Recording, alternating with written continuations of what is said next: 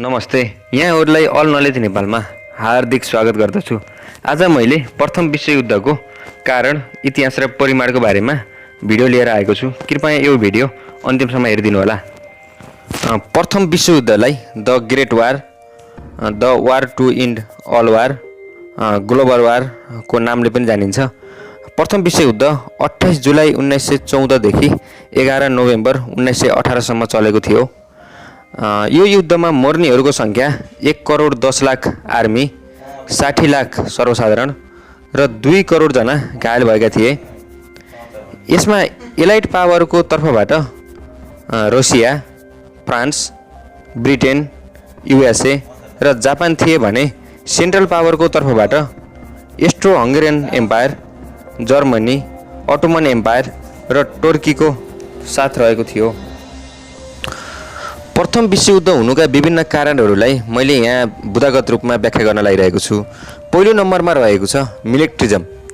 त्यति बेला विश्वमा एउटा खतरनाक भावना जागेको थियो कि देश लडाइँ गरेर मात्र महान बन्न सक्छ भनेर।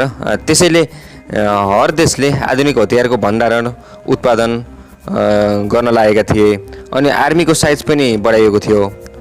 मेसिन गनको आविष्कार पनि यही समय भएको थियो र यसको पहिलो पटक प्रयोग पनि प्रथम विश्वयुद्धकै बेला भएको थियो। ट्याङ्कको प्रयोग पनि ब्रिटेनले पहिलोपटक गरेको थियो अनि जहाजबाट बमबारीहरू पनि पहिलोपटकै प्रथम विश्वयुद्धमै भएको थियो। त्यो समय इन्डस्ट्रियल रेभोल्युसनको कारणले गर्दा ब्रिटेन र जर्मनीमा हतियारमा सबैभन्दा अगाडि थिए। अनि दोस्रो महत्त्वपूर्ण कारण रहेको छ एलायन्सेस। युरोपमा पावर बढाउनको लागि दुई वा दुईभन्दा बढी देशहरूबीच गोप्य सम्झौताहरू गरिएको थियो।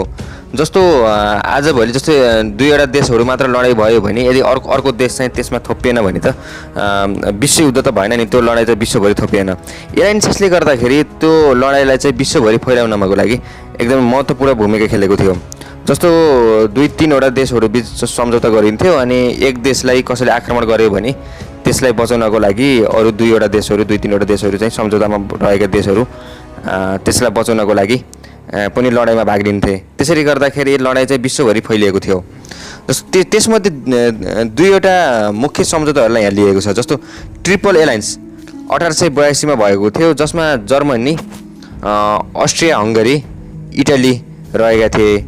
अनि इम्पल इन्डान्स 1907 भएको थियो, जसमा फ्रान्स, ब्रिटेन र रसिया सामेल रहेका थिए। जस्तो तपाईँले यो म्यापमा पनि हेर्न सक्नुहुन्छ, ब्राउन कलरका देशहरू चाहिँ ट्रिपल एलायन्सका देशहरू हुन्। जर्मन, अस्ट्रो हङ्गरी, इटाली पहिला चाहिँ ट्रिपल एलायन्सको हिस्सा थियो, तर उसले जर्मनी र अस्ट्रेलियालाई चाहिँ साथ दिएन। उसले लडाइँ सुरु भएपछि दल बदलियो र फ्रान्स र ब्रिटेनसँग चाहिँ मिलेर लड्यो। हरियो रङ चाहिँ एलायन्स पावरका कन्ट्रीहरू हुन् भने। अनि अर्को कारण रहेको छ नेसनलिजम र पेट्रियटिजम भनेको चाहिँ बिल्कुलै फरक कुरा हो। नेसनलिजम भनेको राष्ट्रवाद हो भने पेट्रियटिजम भनेको देशभक्त हो। राष्ट्रवाद भनेको मेरो देशमा केही कमी कमजोर केही पनि छैन, मेरो देश सबैभन्दा उत्तम छ, मेरो देश सबैभन्दा राम्रो छ भनेर त्यो किसिमको भावना हो भने देशभक्ति भनेको चाहिँ देशमा भएको कमजोरी सहित नै स्वीकार्नुलाई चाहिँ देशभक्ति भनिन्छ। युरोपमा 19औँ शताब्दीमा त्यति बेला एकदमै नेसनलिजमको भावना चाहिँ ओतप्रोत भएर आएको थियो। मेरो देश नै सबैभन्दा बलियो छ, मेरो देशलाई चाहिँ कसैले हराउन सकिँदैन भन्ने चाहिँ एउटा भावनाले गर्दाखेरि, अनि कोही देश चाहिँ लडेर मात्र कोही देश महान बन्छ भन्ने एउटा भावनाले गर्दाखेरि पनि प्रथम विश्वयुद्ध हुनुमा चाहिँ ठुलो भूमिका खेलेको थियो। अनि अर्को इमिडिएट कज रहेको छ आर्कड्युक फ्रेन्च फर्डिनान्डका हत्या। यिनी अस्ट्रिया हङ्गरी एम्पायरका राजकुमार थिए र अग्ला राजा यिनी बन्नेवाला थिए। यिनी आफ्नो श्रीमतीको साथमा बोस्निया हर्जगोभिनाको साराजेस सहरमा टुरको लागि आएका थिए।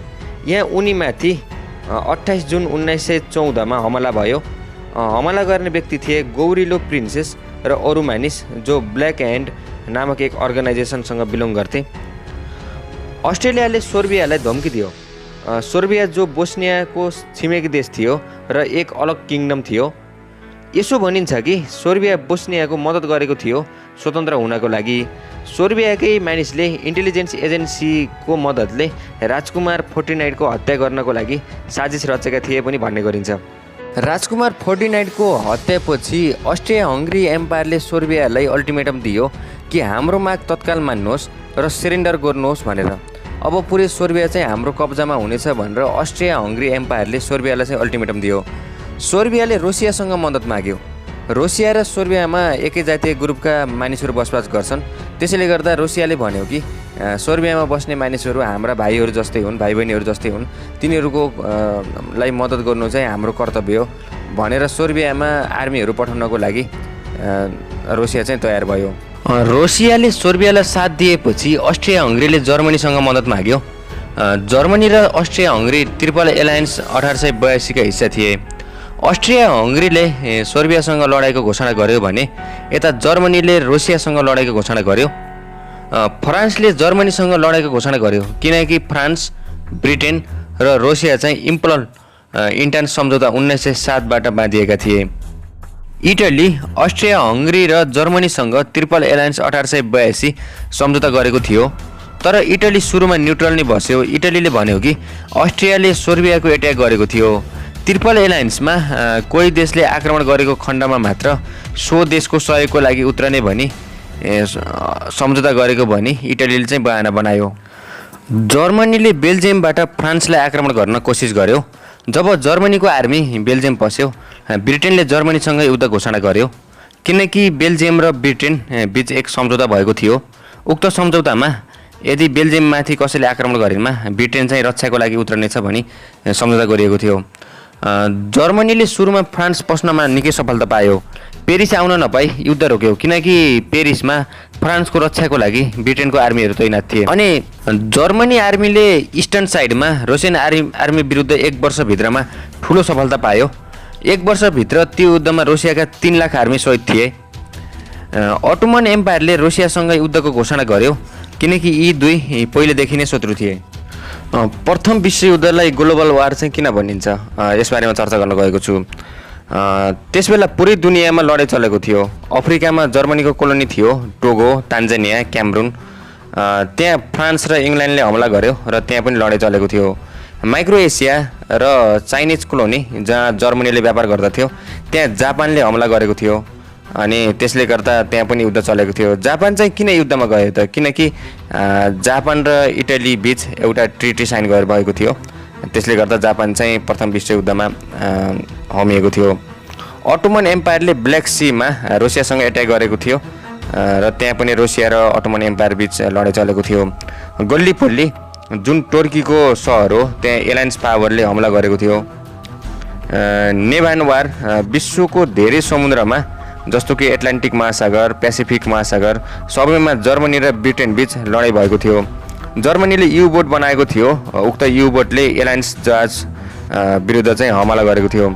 पहिले चाहिँ उक्त युबोटले आर्मीका जहाजहरूमाथि मात्र हमला गर्दथ्यो भने पछि चाहिँ उसले सिभिलियन प्यासेन्जरहरूमाथि पनि हमला गर्न थाल्यो। एउटा प्यासेन्जर थियो जुन अमेरिकाबाट युरोप मानिसहरूलाई लगेर जान्थ्यो।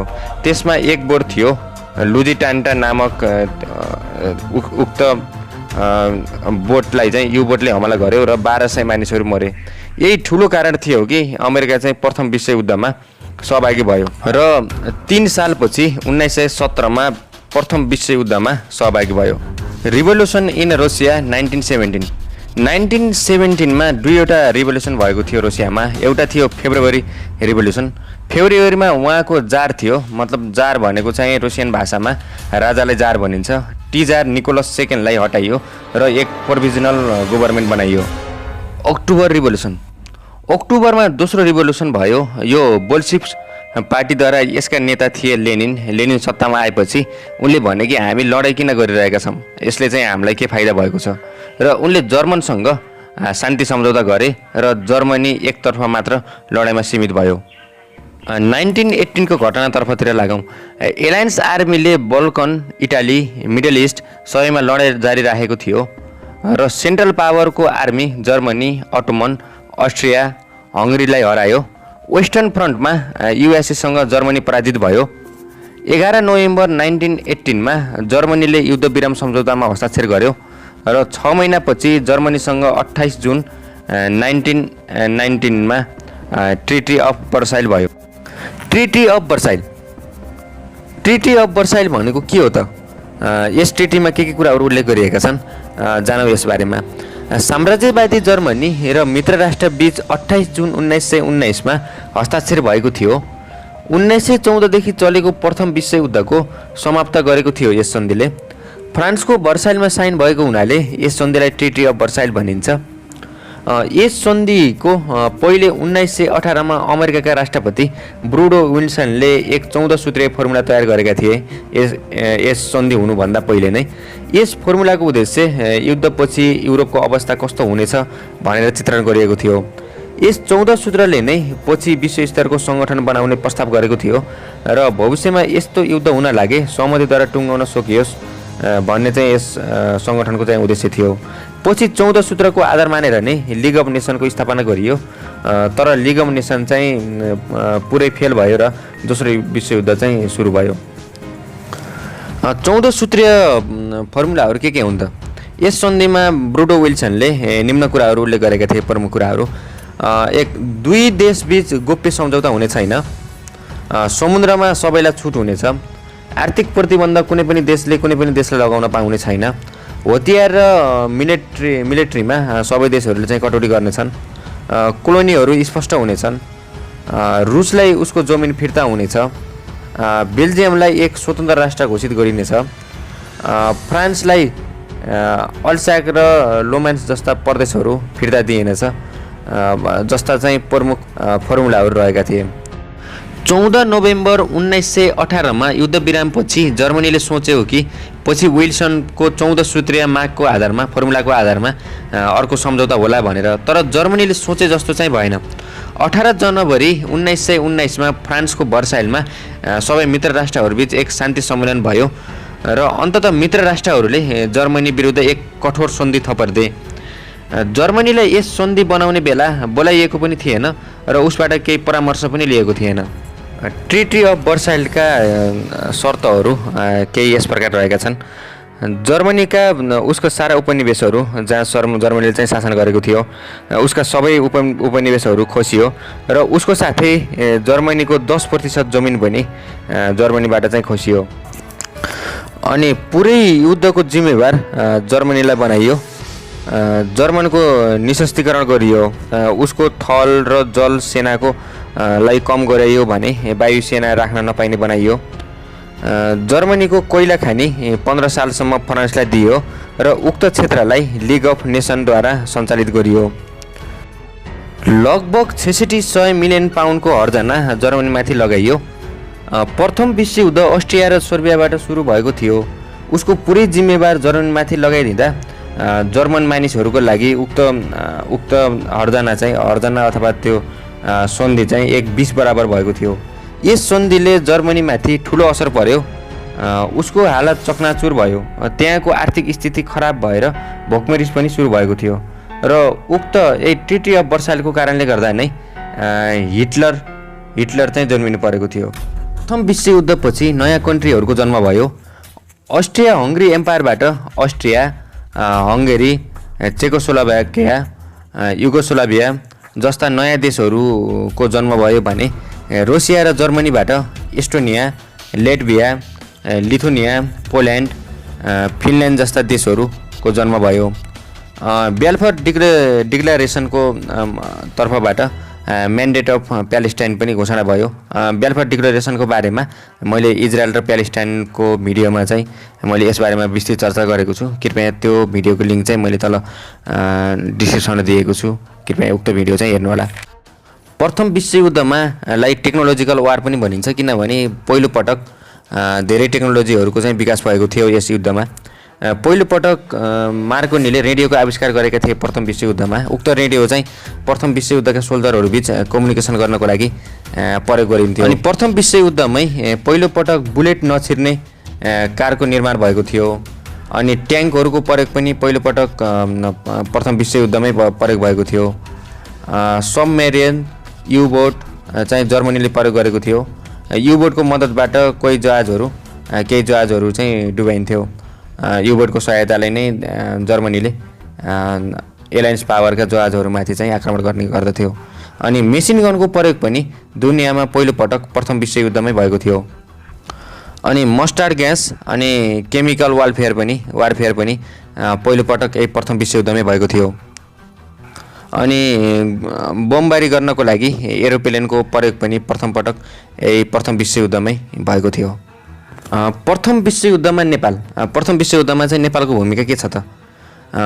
प्रथम विश्वयुद्धमा नेपालले बेलायतलाई सहयोग गरेको थियो। 16,544 गोर्खाली सैनिकले बेलायतबाट लडेका थिए। उक्त युद्धमा नेपाली फौजको नेतृत्व बबर शमशेर राणाले गरेका थिए। ठुलो वीरता प्रदर्शन गर्दै संसारभर गोर्खाली साहसिक हुन्छन् भन्ने उदाहरण पनि प्रस्तुत गरेका थिए यस युद्धमा। प्रथम विश्वयुद्धमा अद्वितीय वीरता प्रदर्शन गर्दै लडेका कुलवीर थापा र कर्णवीर राणाले बेलायतको प्रसिद्ध पदक भिक्टोरिया क्रस पाएका थिए। हस् त, यहाँहरूलाई यो भिडियो कस्तो लाग्यो? जस्तो लाग्यो त्यस्तै प्रतिक्रिया दिन नभुल्नुहोला र यहाँहरूले आगामी दिनमा पनि यस्तै किसिमका नलेजेबल भिडियोहरू हेर्न चाहनुहुन्छ भने कृपया च्यानल सब्स्क्राइब गरी नजिकैको बेल आइकनमा पनि क्लिक गरिदिनु होला। हस् त, धन्यवाद।